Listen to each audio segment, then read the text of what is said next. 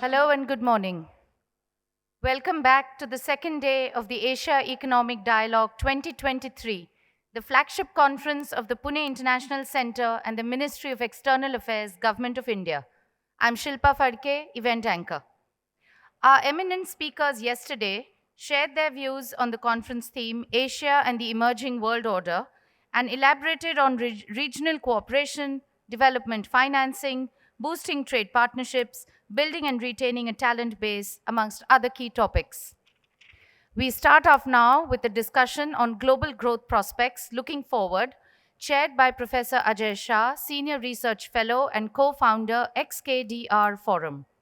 The session panelists are Mr. Joshua Fellman, Director, JH Consulting, Ambassador Marcus Carmuro, member of the International Advisory Board, SEBRI, Brazil. Joining them on stage are Dr. Ila Patnaik, Chief Economist, Aditya Birla Group, who will be online, and Mr. Ayan Koze, Chief Economist, Equitable Growth Finance Institutions, and Director of the Prospects Group at the World Bank. He will also be joining online from Washington, D.C. Let me welcome the chair and the in-person panelists to the stage now, please. I invite Professor Ajay Shah to kindly begin the session. Thank you. Thank you, Shilpa. We're very grateful to Pune International Center for having us in this Asia Economic Dialogue. And I want to shout out to Ayhan Kos and Ila, who are on the video and both tried fervently to be here with us and could not make it. We hope that we will be able to fully draw them into the conversation. Now, I want us to look at the world. This is a unique meeting, the Asia Economic Dialogue, that brings together the problems of economics in the context of international economic relations. And while it is very easy for 4 out of the 5 people here to talk about economics, in this meeting, we should push a little harder into the complexities of this world. So I hope to bring both pieces together. Just as framing, the world went through a torrid and difficult time, first in the pandemic and then in 2022. In 2022, the US Fed started raising rates and Russia invaded Ukraine. Okay, so these were the 2 great shocks that hit the world economy in 2022. I have personally been a bit surprised at how well things worked out. Okay, so in some ways, things have been very bad. I remember I was at a conference in our emerging markets conference in December. Gautam was with me on a panel, and I had a graph showing the number of countries where the sovereign credit spread is in excess of 1,000 basis points. Okay, which is like a country where the sovereign bond is about to default, and the numbers were at an all-time high. So things have been very, very stressful. But in a way, I've been surprised at how well 2022 worked out. When the shooting started in Ukraine, I was more gloomy than that. I thought that this was going to become more difficult than it did. So we're at a very interesting time in the world economy. In some sense, some of the damage caused by the interest rate hikes of the Fed have been absorbed by the world economy in ways that were better than we had imagined. And in some ways, we are standing at the edge of the unknown with some difficulties potentially coming up in the next 1 year. And for all of us, the puzzles are of understanding that world and maybe positioning ourselves to better gear up for the difficulties that we see. So with that preamble, could I get started with our colleagues on the video call? Ayhan, could you give us some of your introductory thoughts? What do you see as the flashpoints of stress and difficulty in the world economy today? Thank you for inviting me. I did my best to join you in person, but there were circumstances I just couldn't avoid. Even though I started my trip towards India, but I had to return. So, and Ajay knows the details, and I wanted to really spend time with the panelists and friends. I'm very happy to see Josh and Ila as well, and Ambassador Marcos. Now, let me turn to the question. This global outlook obviously very uncertain, as Ajay you described. I think it's fair to think whether the glass is half full or half empty, because there has been a shift in sentiment. At the beginning of the year, as you described this, the emerging market conference you attended, most saw that the glass is half empty. Increasingly, you see in financial market there's a shift in sentiment, and more commentators think that maybe the glass is half full. So let me make three very quick points around this half full, half empty, the views. So the first point, why is there a larger crowd with this idea that glass is half full when we think about the global economy? Definitely, there was some good news, and those news emerged over the past 5 weeks. First, you look at the kind of the inflation numbers, which was single most important threat other than the war. Some of these numbers in some countries stabilized somewhat, and you might even say that coming down faster than most people expected in some major economies. Even though I see people jumping up and down with new data releases. Second, recent data releases suggest that some key advanced economies, especially the United States and the Euro area, have been showing remarkable resilience. So we are not discussing whether Euro area will have a recession anymore. We think that things will be weak, but not outright contraction for the entire region. For the moment, we will see what will happen during the year. And now for the US, so far so good, but still there are serious challenges. Third, China opened up, and that had a huge boost in sentiment and has been doing better than expected. And some think that it will have significant spillovers that has to be seen. Each of these, positive news could push global growth up, but there are competing forces at play among them, and those competing forces have implications that will not necessarily support global activity. For example, you have higher growth in China that could lead to renewed inflationary pressures.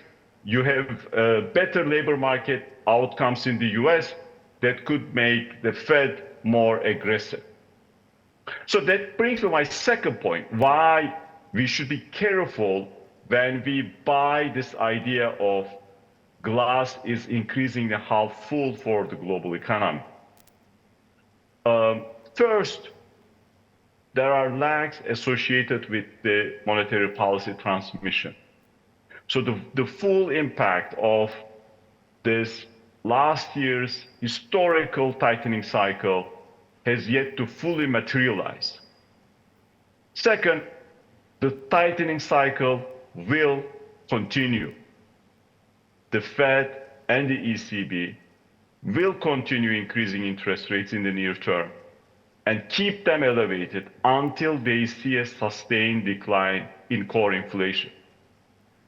In addition, there are still significant downside risks, including we might see higher inflation, we might see escalation of geopolitical tensions, and we might see financial market stress.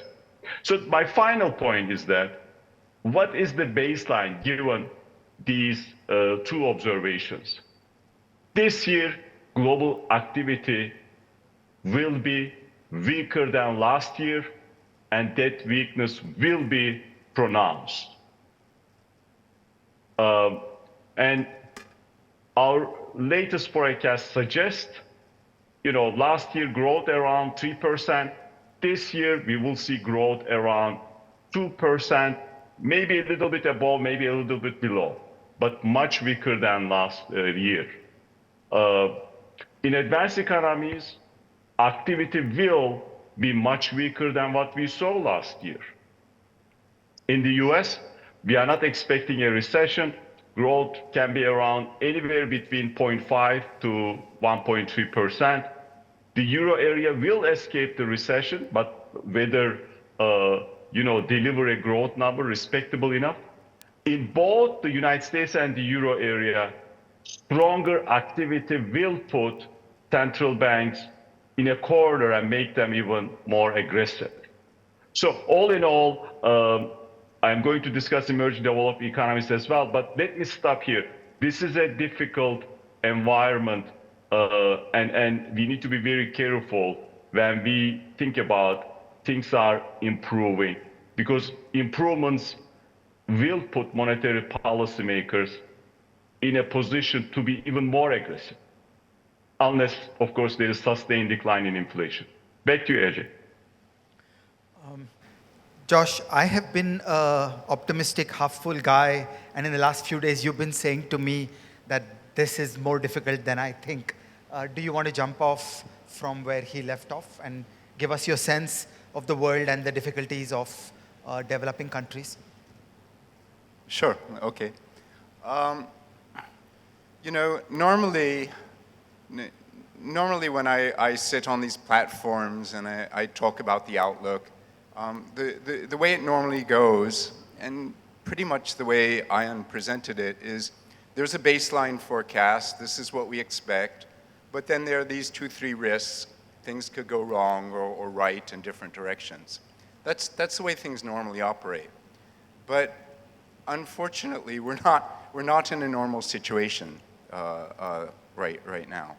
And there's this sort of old joke in the finance world where people come up with a brand new idea or a brand new product, and the old timers laugh at them and say, no, we've tried this before, it doesn't work.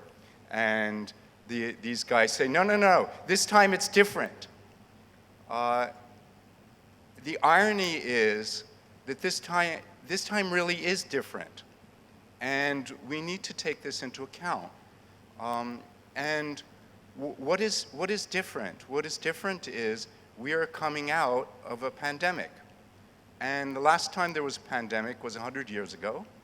And economies, we can't use that as a guide because economies were completely different 100 years ago. So how do we know what's going to happen?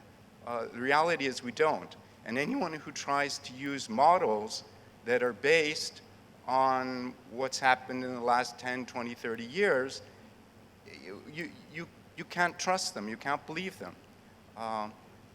So I'll give you an example just talking about the United States, just so that you can see the problem. The key thing to understand about the United States is, well, maybe there are two things. Ayan referred to the fact that a few months ago everyone was very pessimistic. Now they're starting to be optimistic. And the reason they were pessimistic a few months ago was because demand for goods was collapsing and demand for housing in the United States was collapsing. And normally, in normal times, this signals that a recession is coming. But as I just explained, this is not a normal time. What seems to be happening actually is that demand is rotating. It's rotating away from goods and towards services. And sort of later, I'll try to draw out the implications of that. But the immediate point is that people panicked seeing the collapse in demand for goods when actually, in aggregate, demand was not collapsing. That's point one. Point two is the labor market. In the labor market in the United States, job openings now are twice as high as the number of people looking for work. Now, no one has ever seen this. ever in the history of the United States. And we don't really know how this is going to play out. It can play out in three different ways, and the implications of each are completely different, right? One is that all the people who are sitting on the sidelines, not working, they could just decide, all right, we need to go back to work. In that case, the number of jobs increases, the expansion in the United States increases, and there's no inflation in the United States. That's a perfect scenario. That's what everyone hopes. But whether it's going to happen, we don't know. There could be two different scenarios. Another scenario is the people really, really don't want to go back to work. In that case, the employers, in order to attract them back to work, they're going to have to really raise wages. In that case, all right, they may be able to get them back to work, but there'll be tremendous wage inflation in the United States and tremendous price inflation, and the Fed is going to have to really raise interest rates in order to combat that, right? That's a second scenario. Third scenario is these people absolutely, they're done. They're not coming back to work. In that case, the expansion is going to stop because the US economy is going to run out of workers. Now, so three completely different scenarios. Which one of these scenarios is going to come to pass? The reality is we don't know. The only way we're going to find out is by just watching and waiting. And that's essentially the message that I want to tell to you and today. And I'll kind of leave it there and come back with more later. Ila, you're in a unique position. You get to see the Indian economy and you think a lot about what's happening in the global environment. What is your sense of the world that we see today? So I think that, first of all, thank you very much to PIC for inviting me. And I'm so sorry that I'm not able to join. Won't go into the details and waste my time, but just to jump into what Ajay had asked. Three things that are bothering us if we look at the world from the point of view of India and Indian investors. Now, it's clear that there is a slowdown around the world, even if it is not a recession, that there is a slowdown. So that obviously is the first thing that is on everybody's mind. How is that slowdown going to affect India? But more concretely, in terms of the things where we know very little about, the first is where will the US Fed go? How will that unfold? And as Josh said, there is a huge amount of uncertainty. And, as I pointed out, that is about trying to figure out constantly, almost, I think the markets are constantly every moment trying to figure out whether the glass is half full or half empty, whether sentiment should go this way or that way. And that is why you see a lot of jumpiness and jitteriness every time jobs data comes out. Everything swings one way, and then the next day inflation data comes out, and then you swing the other way. So there is a lot of jitteriness there, and that is a matter of concern because looking at it from the point of India, we see, say, the RBI trying to manage the rupee, under these conditions, trying to keep up with the Fed, because it does have an impact on the rupee and they worry about the rupee. So there is constantly uncertainty about the cost of capital, about the value of the rupee, about what capital flows will come in and what the world is doing. So that's one part of the story. I think the second is the impact of the war and the continuing war on energy prices, on commodity prices. And that's a story well known and that has been played out this year. But, in a world today where we where India is so well integrated into the world that most of our pricing is import parity pricing, or it's linked to import parity prices. It is, we are seeing cost pressures, we are seeing commodity price pressures on the other side, and you're seeing profit margins contract because all these are mostly out of control within the economy. So there has been some talk that there is pricing power, but when you look at what is happening inside companies, then it is not as if higher costs are able to be passed on despite the inflationary pressures. So these two then end up hitting Indian corporates and their investment plans. And the third big factor that we are still grappling with and trying to understand is what happens when China reopens. So while the hope is that so the lockdown was removed more quickly and perhaps more in terms of removal of restrictions than we were expecting. So we thought it will take perhaps another quarter for the lockdown to be removed.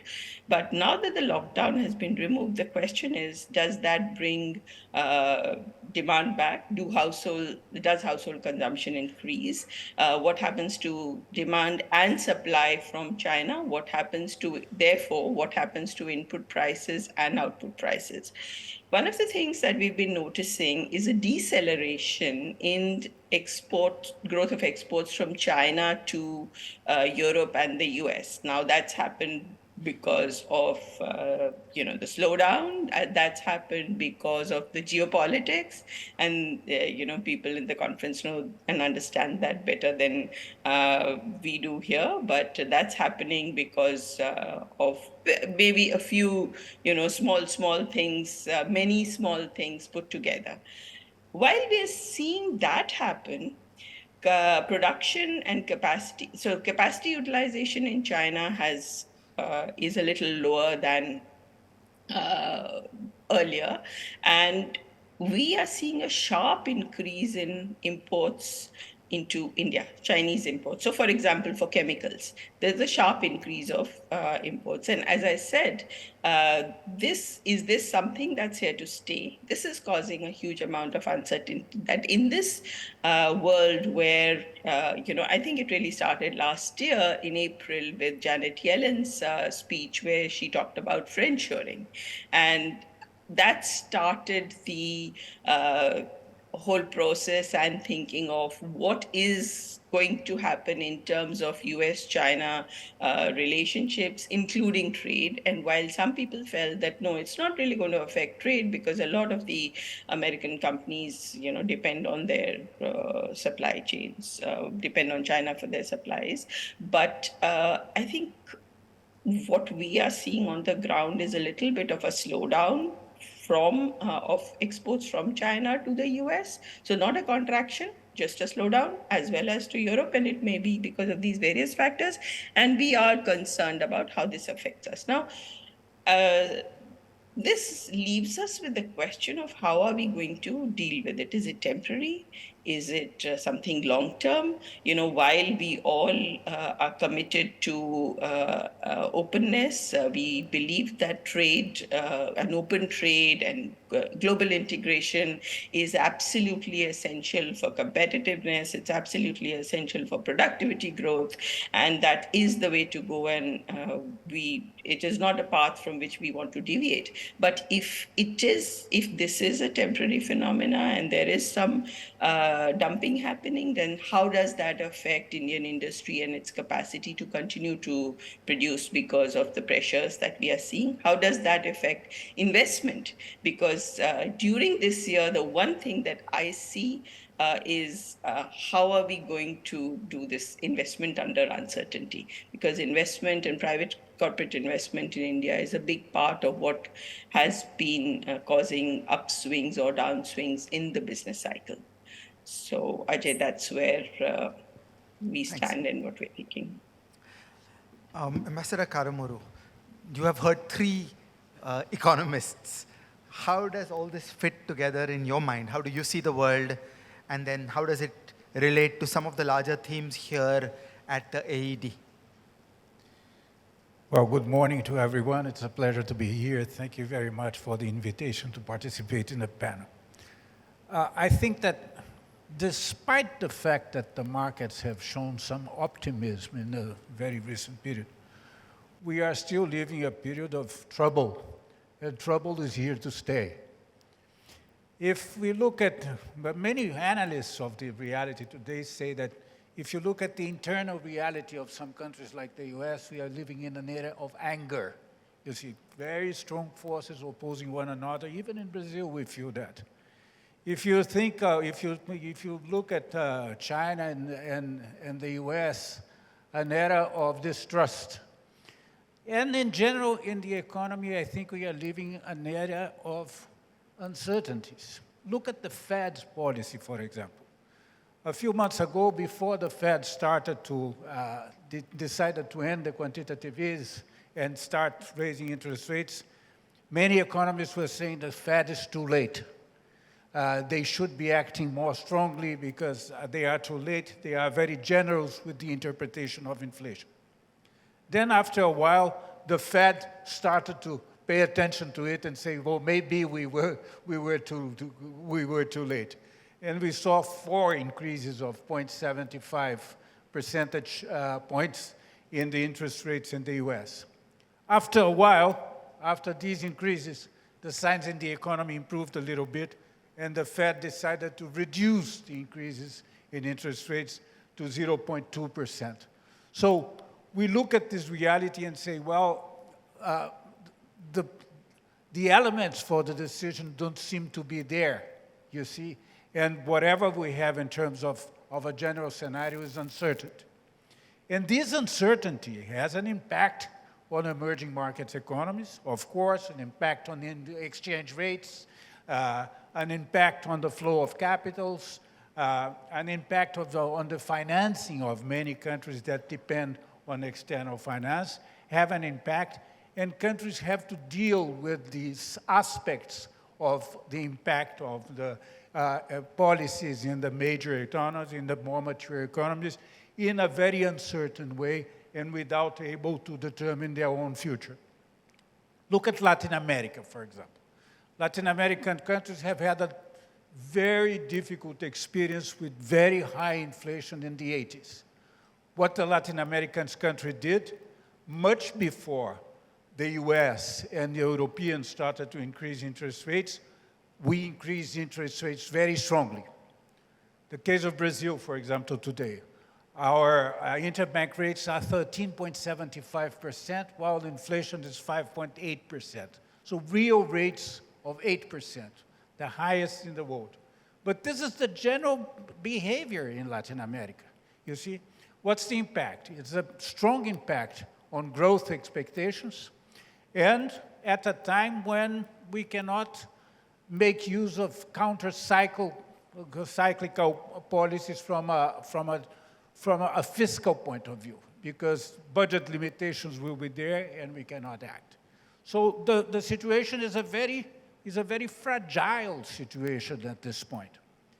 There are good expectations about the growth in China, and there are reasonable expectations. China decided that they are going to finance again the real estate sector, which is very good news for the local economy, that they are going to invest in infrastructure, and they are allowing the local governments to issue the special purpose bonds in an amount that is sufficient to make the infrastructure investments go ahead and make the economy grow, while China expects that consumption is going to increase, but the Chinese are generally savers, and we don't expect consumption to increase that much in China. Yes, China is coming back to the old formula, but the old formula carries a number of problems because the structural problems are still there.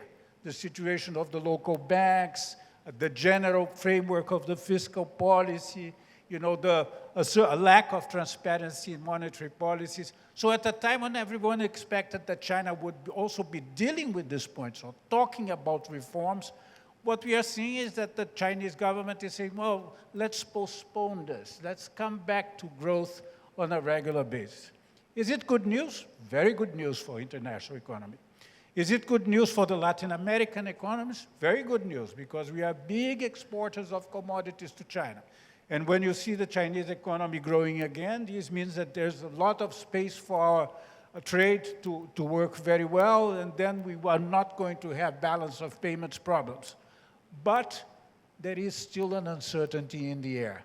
And this uncertainty is going to live with us.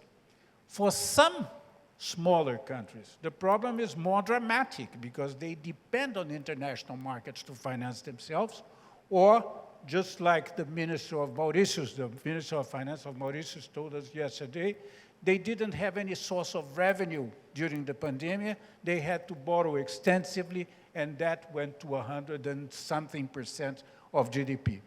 That's the situation of many Latin American countries, where that is around 170% of GDP.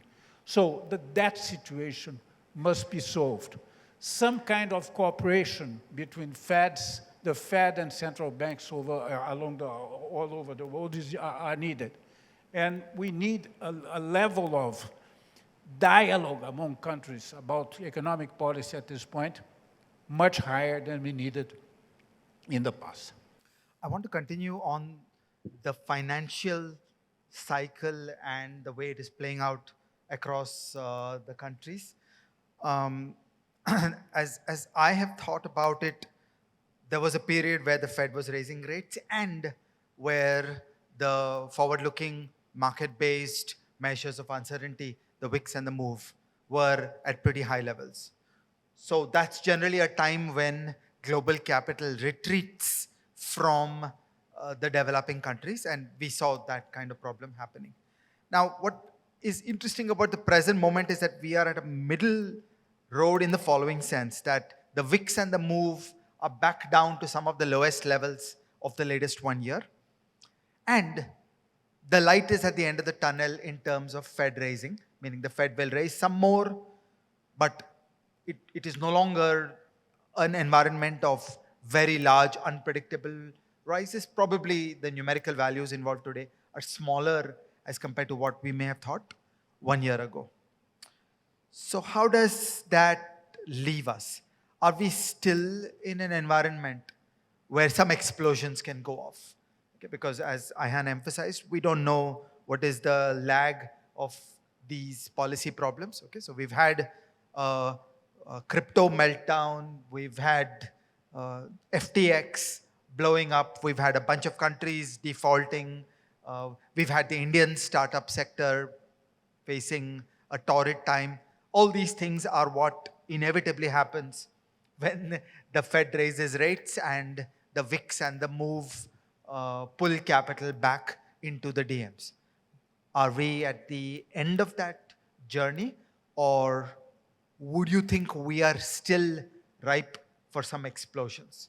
And of course, a critical factor in that is exchange rate policy. So India is an example of a country where monetary policy autonomy is lost because the central bank chooses to manage the exchange rate. I mean, there is always a choice where some countries can choose to let the exchange rate go, and then they regain autonomy of monetary policy in a way that can pursue domestic conditions. And so different countries are choosing differently. Josh, what do you think about the financial cycle and the extent to which the threat may have subsided or not in the coming year?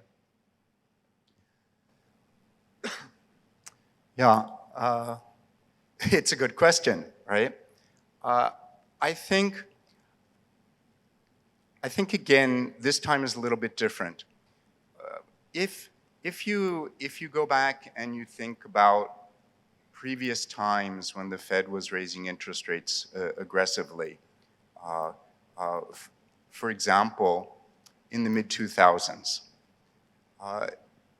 that was a different period because at that time there was a global investment boom. And so what happened was there were many industries, many companies all over the world that had been borrowing very aggressively because they believed that there was going to be very rapid growth. And then when the Fed raised interest rates And also, there was the global financial crisis, which reduced demand, and the advanced countries went into recession. Then these companies got caught out really, really badly, and that created mini financial crises all over the world. In India, there were 13 lakh crore non-performing assets. Now, this time is different because over the previous decade, there's actually been very little investment in the United States, in India, going all around the globe. And so you have actually very few companies that are overextended and vulnerable to Fed interest rate increases. So that's why you don't see the huge crises that accompanied, say, the Fed tightening in the 1990s or the Fed tightening in 2007. So it is going to play out differently. That's kind of the good news as far as I'm concerned. The bad news goes something like this, that remember when I was speaking previously, the first point that I made was there's a rotation, even if growth keeps going, there's been a rotation in demand for goods, which was extraordinarily high during the pandemic, towards services. So if you look at advanced countries, what you see, U.S., Europe, what you see is demand for travel, hotels, restaurants. It's all positively booming. And for most countries, this is actually a disaster. By the way, same thing's happening in China. It's going to be different this time. Normally, the way China comes out of a slowdown is the government spends a ton of money on infrastructure. That's not going to happen this time. The recovery in China is going to come from services. So US, Europe, China, what you're going to see if things go right is a lot of demand for services, not a demand for goods. What that means is that for most countries are going to be hit on two sides. Their current accounts are going to be hit because they can't export goods, and their capital accounts are going to be hit because the Fed is raising interest rates, sucking capital away from emerging markets, right? There's one country that I want to mention that is actually reasonably well positioned. Anyone want to guess what that country is? Yes, India. Why? Because India exports services. If you look at what's been going on in services exports, before the pandemic, services exports were running about $6.5 billion per month. During the pandemic, with work from home, the services exports of India started to increase to $9 billion per month. Then, after companies started to realize that, hey, actually, if you're going to have a work from home policy and you're going to allow workers to work from Boston, why not Bangalore? And services exports increased to 11.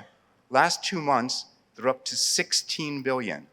So just over the span of a few years, pre-pandemic to now, 6.5 billion to 16 billion per month.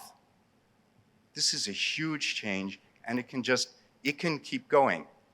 And this is really, really going to help India over the next year. Ila, what do you think? You and I have been edge of the seat excitement about many a Fed hiking, tightening in the past. What do you think about this one? You're muted. Sorry. I want to compare and contrast with the taper tantrum. Remember, that was a time when all that had happened is that Ben Bernanke had said that we will start contracting the size of the US Fed's balance sheet. And that led to such a a big impact on EMs with the risk of happening, and with currencies crashing, with us trying to keep the rupee under control. Now, if you contrast that with what has happened now, and that really is taking on from what Josh was saying, that already, India, for example, has not seen foreign portfolio investment coming in big numbers in the last 1 year. So there was nothing to go out. So you were already in a kind of, not a situation where there was a lot coming in. And along with that, this time you actually had Fed rate hikes, not just a talk of a rate hike, but not just one contraction, but like you've had these 75 unprecedented rate hikes by the Fed. And it has not had that kind of, the sort of taper tantrum episode that we saw. And nor has, yes, the RBI is intervening onshore, offshore, derivatives, spot, maybe currently pegging to 83, and then it'll let 83 go. Once 83 gets crossed, it'll go to 84, and then it has this fascination with round numbers. So that will continue, because that's kind of like an old habit, and you don't really think what you're doing sometimes. But the reaction this time was not the kind of panic that we saw in the markets at the time of the taper tantrum. So first of all, as Josh says, this time is different. A lot is different. So let's remember that. But Ajay, coming back to your question, you think if this is a time when the world has US, China, and Russia, huge uncertainty surrounding what each one. So what the US Fed will do, we don't know. What China's opening up, consumption, their local governments, consumption demand versus infrastructure demand, capacity utilization, Chinese exports, whether China will go with Russia, and therefore in the changing global order, that also changes. And then what Russia is doing, a continuation of the war, if God forbid, but it starts doing even more dangerous things. What does that mean for the world economy? I mean, I think this year is going to be huge volatility in financial markets. I don't know how much of that will be captured by traditional measures such as the VIX. Maybe new measures are needed, but from our perspective, when we look at the world, we see this huge uncertainty continuing. And I think that's going to impact financial markets. Fair enough. Also, a bunch of countries have 2024 elections. So there's a political spice acting upon economic policy. Ayhan, what do you think? The Fed raised rates, crypto blew up, FTX blew up, the Indian startup sector blew up. And here a bunch of us are saying, oh, that was nothing. What do you think? Has it gone well? Or do you think that the world has become more resilient? As Josh says, there was less corporate leverage. I would like to respond. Total debt levels, particularly sovereign borrowing in this world today, is at unprecedented post-pandemic levels. Yeah, thank you. So I think the reality is that so far, when we think about systemic financial institutions in advanced economies and emerging market developing economies, they have weathered the sharp tightening of financial conditions. And in general, capital and liquidity levels of these financial institutions appear to be adequate to prevent serious banking system strains.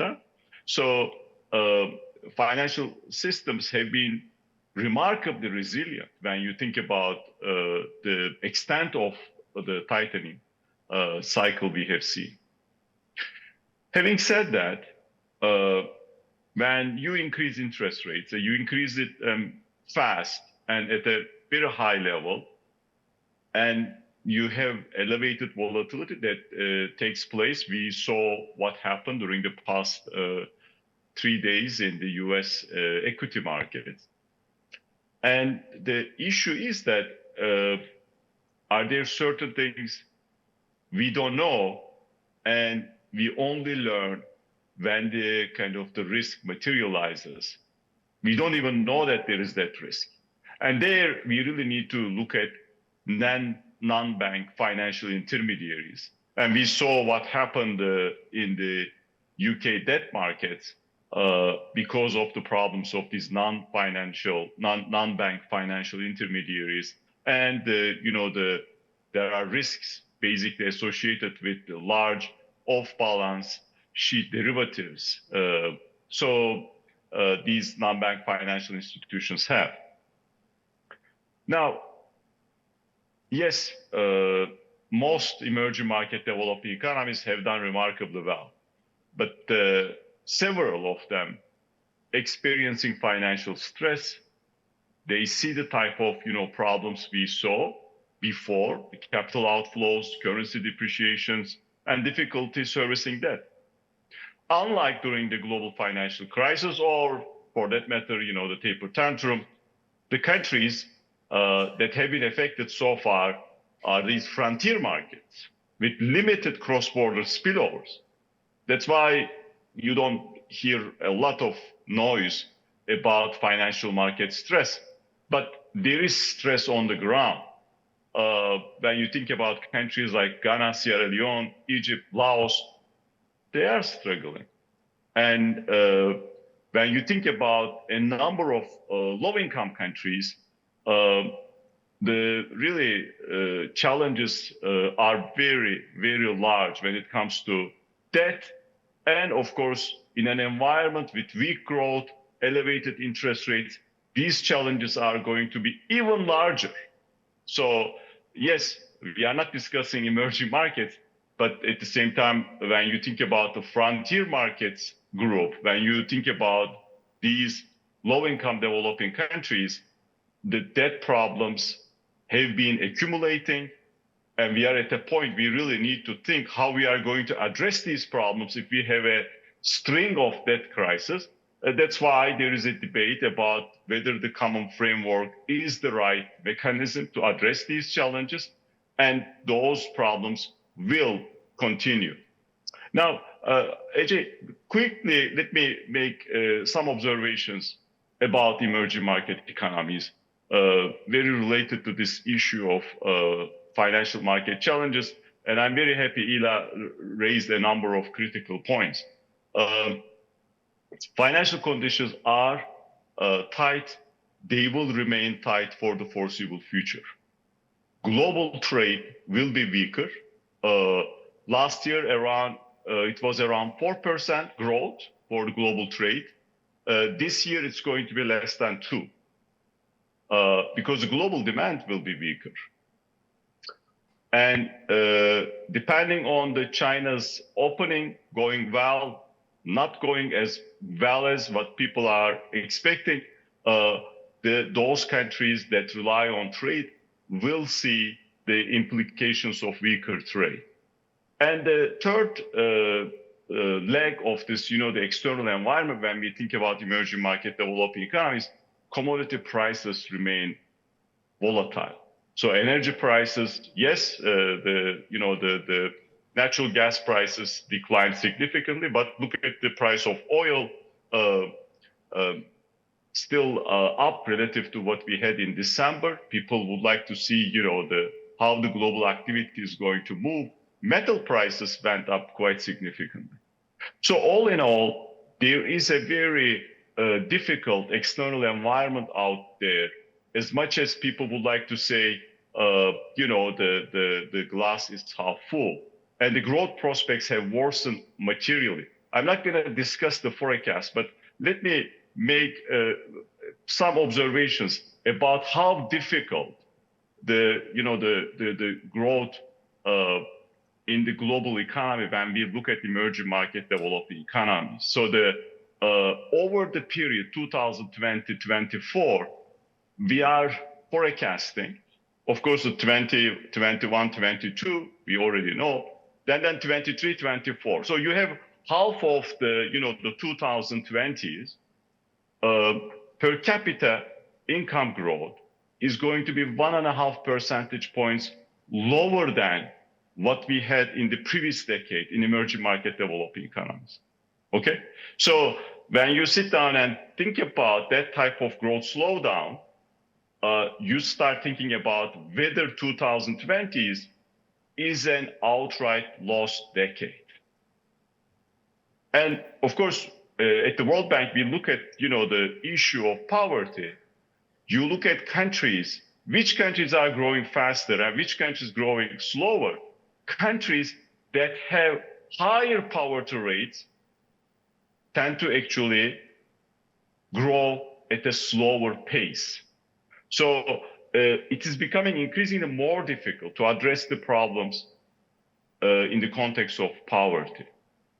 And then, of course, you would like to think about how these multiple crises you mentioned at the beginning, AJ, the war, the pandemic, the high inflation, and the tightening monetary policy, these shocks took a toll on emerging market developing economies.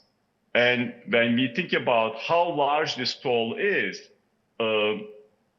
the cumulative output losses relative to, of course, the trend from 2020 to 24 are near 1/3 of GDP of these economies in 2019. So there is this huge loss we see in the global economy because of these multiple shocks. And as we think about the implications of uncertainty we are seeing around us, we need to take into account how these challenges manifest themselves. At the end of the day, most problems in economics require sustained, robust growth. And it becomes increasingly more difficult to generate that type of growth in the global economy and in emerging market developing economies. Let me stop there. Back to you.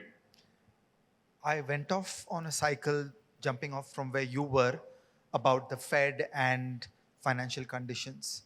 What do you think? Well, I remember that once Paul Volcker said that when he had to increase interest rates in the United States in the 70s to levels up to 20%, he never paid attention to the situation of the world economy.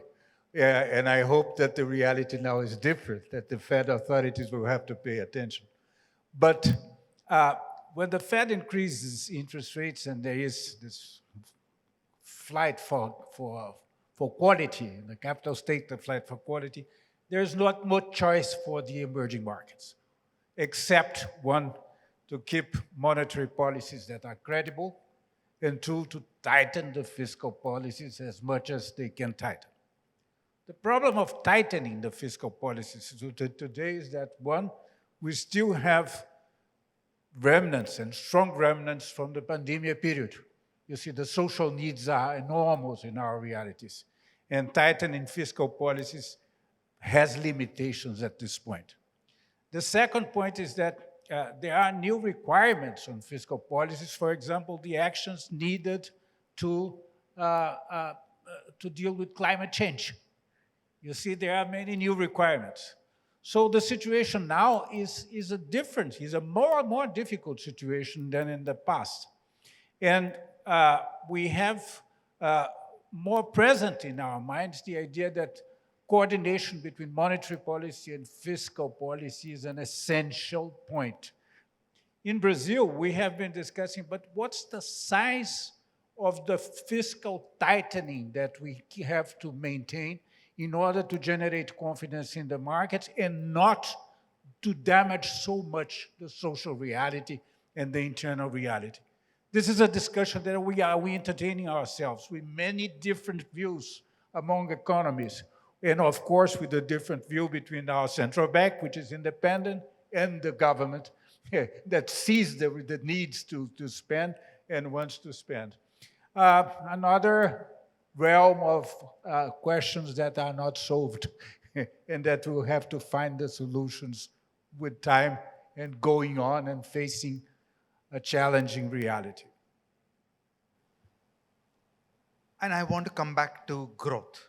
So, as Ayhan correctly said, so many of the problems of the world would get sorted out better under conditions of high growth and vice versa. So, whether we think of Italian debt stability or Indian debt stability, it turns on the question of growth. Now, uh, in the deglobalizing environment that we face in certain respects, it is very difficult to generate growth. So, precisely as all of us understood that globalization was an engine for growth, that globalization created greater specialization, and that was the source of a great deal of global growth. Well, in some respects, the world is going backwards. And so, precisely as deepening globalization created GDP growth in and of itself, the reductions of global integration create a drag on growth in and of themselves. So, at a time when we really need more growth, uh, we are hitting some important headwinds. And I want to come to this question of what I like to call the third globalization. The first globalization was a great expansion in cross border activity that took place from about 1870 to 1913, from about the Suez Canal till the First World War. The second globalization was the great expansion in global cross border activity that took place from about 1985 all the way to about 5 years ago. And now we are in a strange and difficult third phase. Um, Global corporations used to be very optimistic, and they thought primarily in terms of economic efficiency when choosing to organize global production. And in recent years, it has become apparent that politics matters, that states matter, and many, many global corporations have been burned at two levels. At one level, about supply chain resilience, where firms have had the unique agony of having orders and not be able to fill them. And at the second level, of firms that have just been expropriated, who have lost substantial investments that have taken place in politically unstable parts. So, a great driver in the minds of many a global corporation today is about reshaping their global production to de emphasize some countries and uh, be more thoughtful about political and defense strategy considerations when choosing where to place production. So, this is a giant force that is reshaping the world. I wonder, it could cut two ways. In one way, it drives investment. Okay, so if hypothetically somebody is moving a production facility away from China or Russia into Poland or India, then that creates new investment, and potentially that exerts a tonic of its own. But on the other hand, to the extent that many firms choose to do more near shoring and friend shoring and reduce the extent to which production is done in politically unstable places, which is a euphemism for most of the third world, then you could get a systematic drag on global growth. So, how do we see this story playing out? Ila, can I start with you? Yeah. So if I think just of 2023, then that's going to be like part of this journey. But the way I'm seeing the next decade unfold, and both the mix of politics and economics unfold in the next decade, then I think that there will be a bigger focus on the domestic production, because of the various factors that you have talked about, that whether it is uncertainties, whether it is supply chain disruptions that we saw, whether it is geopolitics, or whether it is domestic politics. So domestic politics that we are seeing everywhere, whether it is US or Brexit or India. I mean, everywhere what you're seeing is that, okay, we offshored the jobs, and that is coming back to bite. We thought the consumer is getting something cheaper, but the consumers were at the end of the day also those who had the jobs, and they lost their jobs in the process. And that domestic politics, while 10 years ago we could have said was not the dominant politics, but the way the last 10 years have unfolded, both in advanced economies and you're seeing that almost everywhere in the world, where there are pockets everywhere that are now saying protect us. So whether you want to call this protectionism, whether you want to call it a reallocation of investment, or a relocation, sorry, a relocation of investment, but I see increasingly, so at the margin.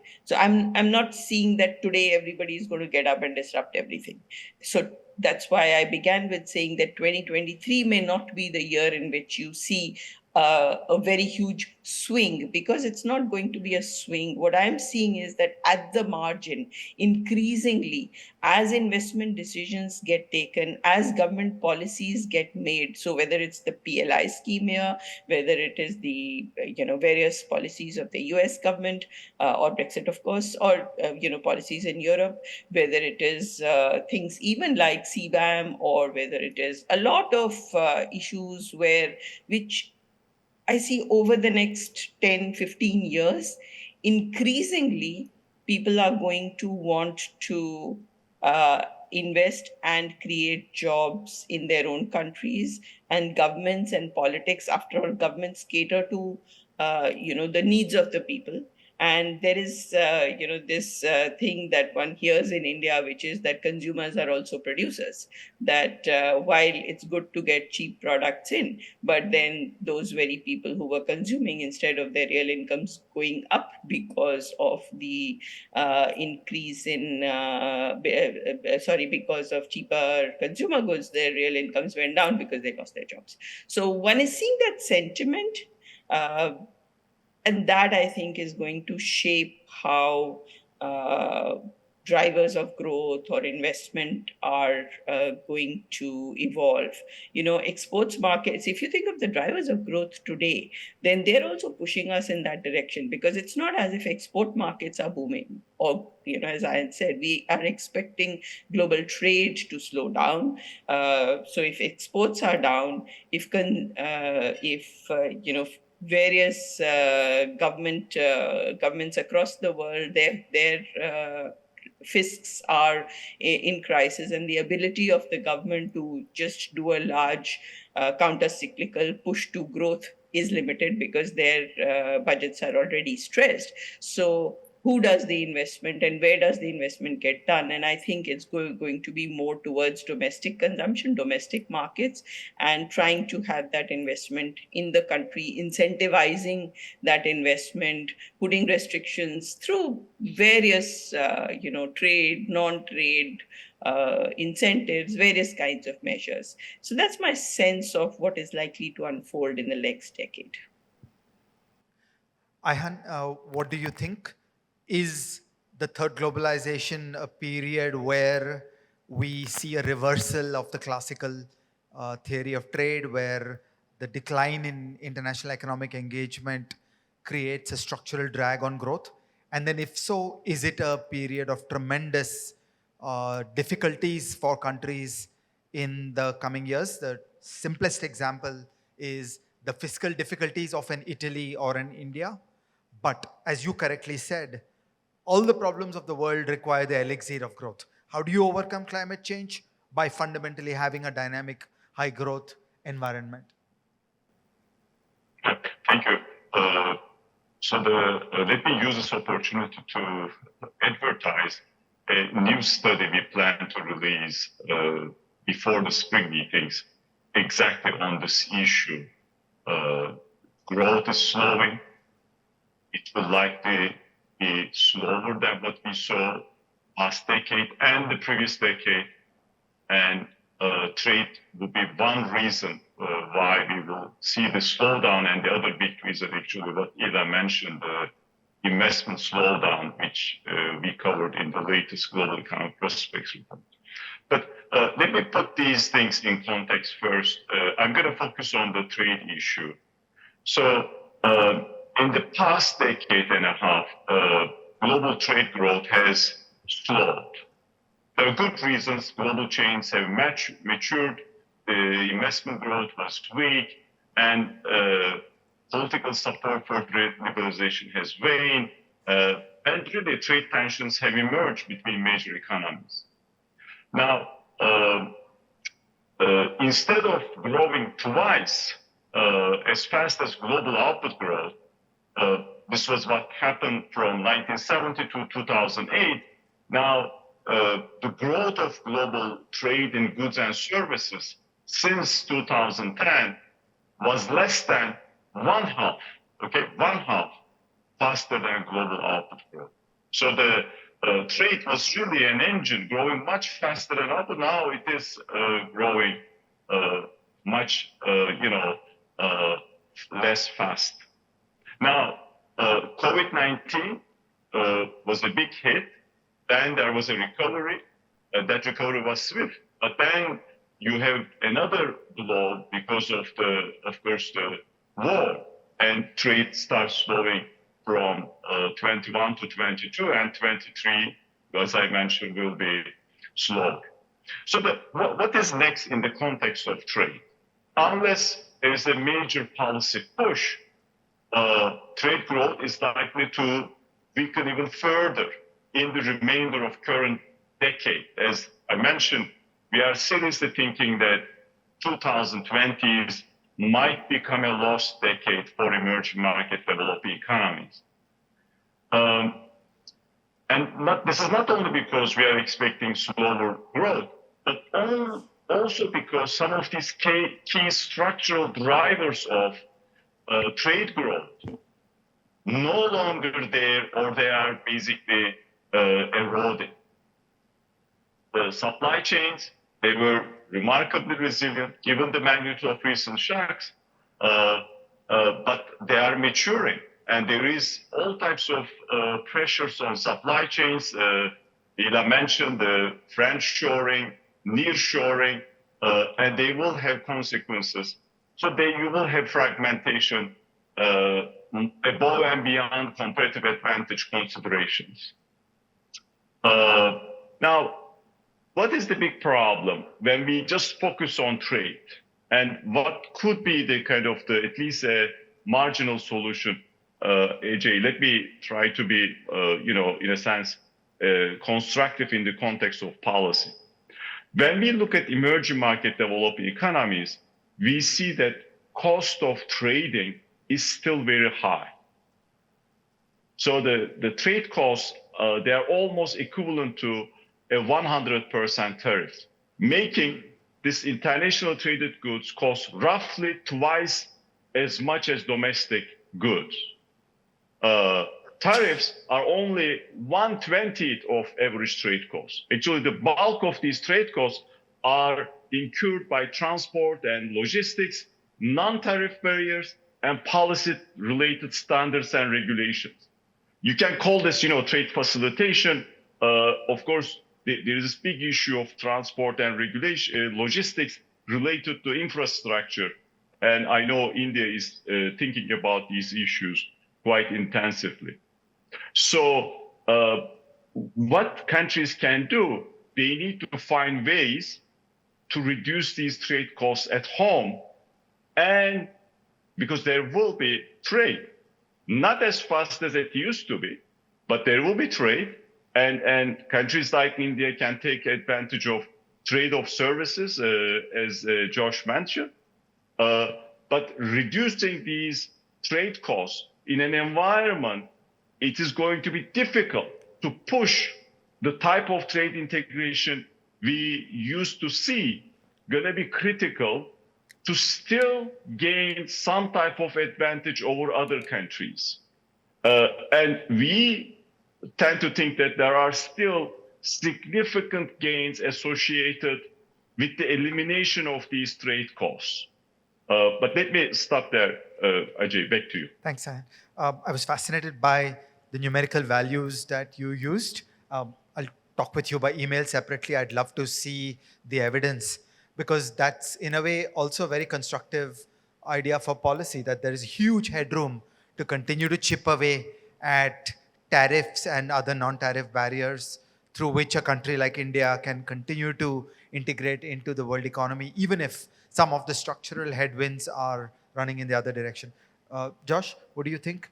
Is there a recognizable creature called the third globalization? And is it a structural drag on growth? Yes and no. Yes, there's a third globalization. Uh, we have to be careful when we talk about structural drags on growth, right? Because the question is, whose growth, right? Who are we talking about here? Right? Since the 1980s, really since the 1970s, manufacturing shifted out of the US and then subsequently Europe, and it went to Asia, first to ASEAN, then to China. That shifted growth out of US and Europe and promoted growth in ASEAN and China. So the center of the world's growth shifted east. Now what's happening? Now what's happening is it's starting to shift again. Not really back to the U.S. or Europe, but it's shifting within Asia, right? So far, the big beneficiary has actually been ASEAN. ASEAN meaning countries like Vietnam, which now exports in terms of goods more than India does, even though it's a tiny country. Cambodia, Indonesia is coming up fast, and of course we know about Bangladesh. The strategic issue for India is that as the centers of growth within the global economy shift around, can India grab some of this for itself? At one level, there's tremendous scope because India's market share is in goods is less than 2%. So even if the total amount of goods exported doesn't change that much, India can grow very, very rapidly just by increasing its market share. That's what I would call India's historic opportunity. Right? Then there's also services. It's absolutely true, as Ayan was saying, that exports as a share of the global economy has decreased when you're talking about goods. But if you are talking about export of services, that has been increasing over the past decade as a share of global GDP. And there's no reason, as I said in my previous intervention, why this is not going to continue for a long time. The political pushback that we saw in goods doesn't seem to be happening in services. I'll give you just one very small, very concrete example. Before the pandemic, JP Morgan employed 30,000 people in India in its back office. Now JP Morgan employs 50,000 people in India in its back office. That's tremendous growth over a very short period. And as I said, the only constraint that I can see on this activity is human capital within India. There needs to be more and more qualified workers. Other than that, the potential is absolutely enormous. So India has a huge opportunity, both on the goods side by increasing its market share, and on the services side just by developing its human capital. What is to be done? So we're coming to the end of this session. Many balls are up in the air. What are your thoughts on what a country like Brazil can do, what a country like India can do, and what is the role for the economic dialogue? What can countries do together? Well, let me start making a very short comment about your last question about sources of growth. There was an interesting discussion last night here when the Minister of Foreign Affairs was saying that services is not enough, manufacturing should be there in the agenda. And I think China took this decision at the last Congress of the Communist Party, saying we are not going to be a services economy, we are going to deal with manufacturing as well. At a time when, first, there is very little support to trade liberalization, not at all the support that existed in the past, and when countries are thinking about positioning themselves in this global chain restructuring that is there in the world.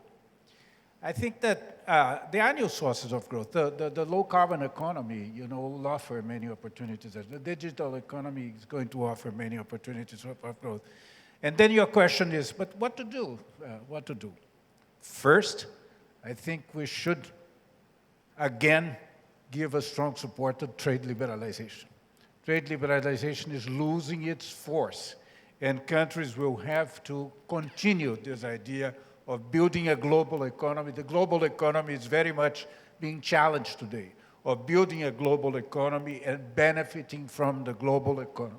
This is one point. The second point is that in these new areas, such as the low-carbon economy and everything associated with that, we must build levels of cooperation that are different from the past. We must start with the idea of global cooperation, of global understanding, and we must not lose this idea of building global chains to deal with the new avenues for growth that exist. The third point is that whatever policies we may have at home or internationally, we have to continue to pay attention to the needs of the social needs of the very poor in our own societies, the very poor internationally. And I think it's a good point that the debt issue is under discussion nowadays, and the G20, the finance ministers are going to have a discussion on that, this and that. And finally,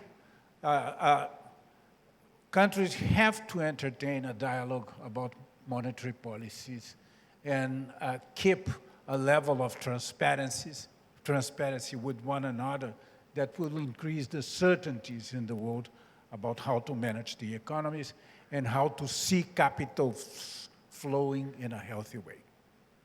Thanks. Ayhan, can you give us your last brief thoughts? What is to be done? What should governments do? What should businesses do? How can we best navigate this world? So, thank you. I mentioned this new study we are going to release. In this study, we have the following projection and the calculation. In the context of emerging market developing economies, these economies had this, golden era of globalization. That was the 2000s. Potential growth was around 6% in the 2000s, from 2000 to 2010. Then from 2011 to 20, it went down to 5.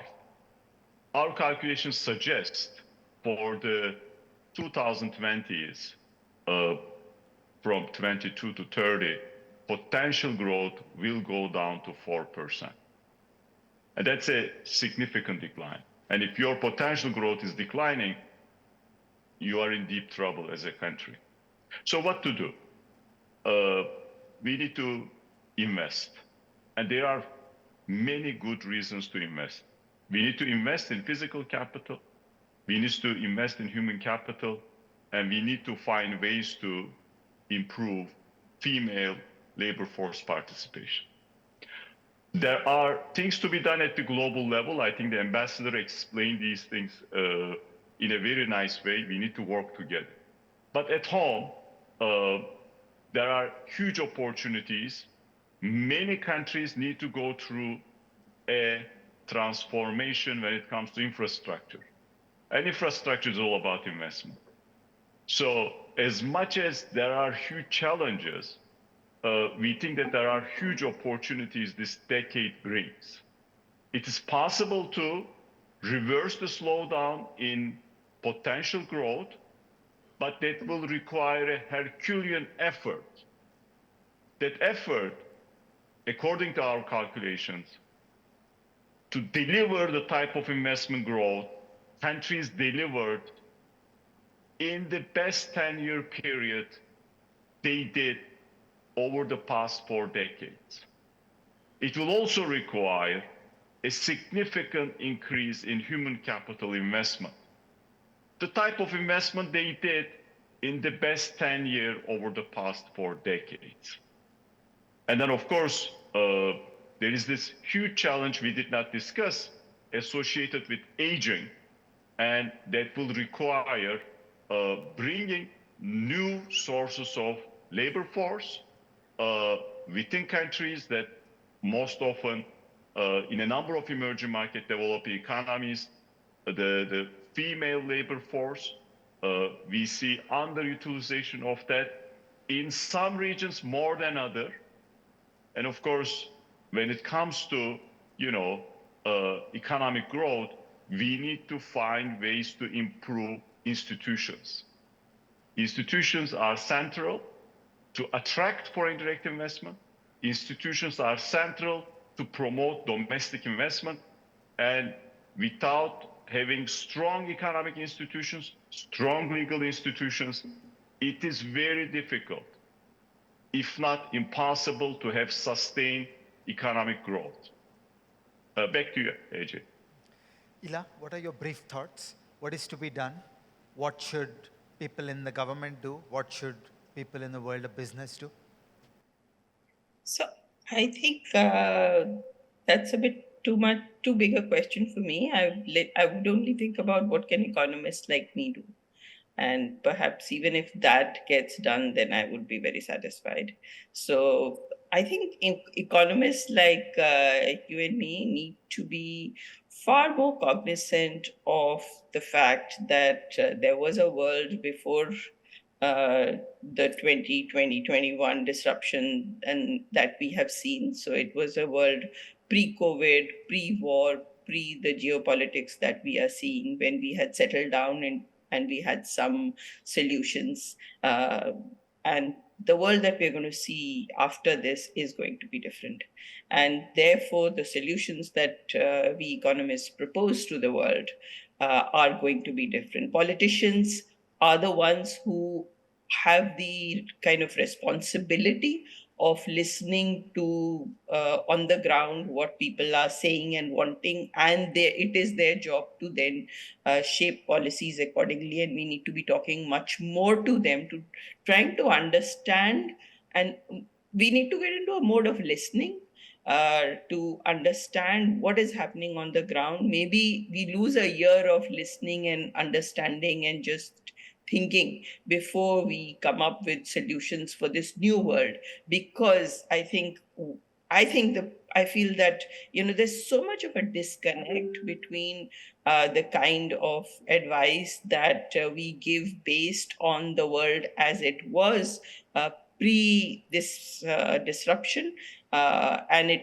doesn't seem to be really fitting. So, I see examples of that all the time. So, for example, when we economists say that, India should do higher exports, but when people come into India and when investment happens, all they are looking at is that this is the economy which for the next 20-30 years is going to be the biggest domestic market, the biggest growing domestic market. They don't even talk to us about investing for exports. So what is the big shift that has happened? Where is it that our demographics is taking us?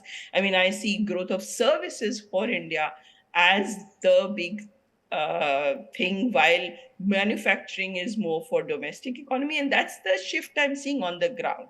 So let me just stop there, that I think it's for us economists, first of all, to rethink the world and where we are.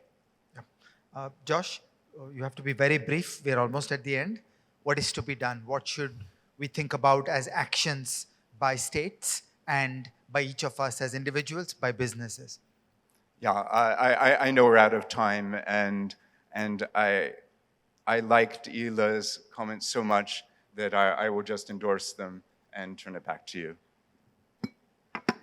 Okay, so Shilpa, we are at the end of this. Thank you, everybody. I hope this was interesting to all of you. This is just our attempt at ruminating about a difficult world. Thank you. Thank you, Professor Shah, and thank you to all our panelists, both in person and those who've joined us virtually, Dr. Patnaik and Mr. Kose, for all your many learnings and the policy considerations going forward.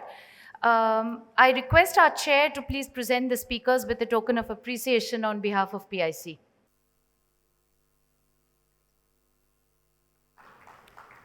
Thank you. Dear audience, we will take a short break now. Please step outside for refreshments. Can I request the chair and the speakers to please remain on stage for a group photo? And may I please ask Dr. Mashelkar, Dr. Kelkar, and Ambassador Bambawale to please join them here. Thank you. See you back in 15 minutes, please.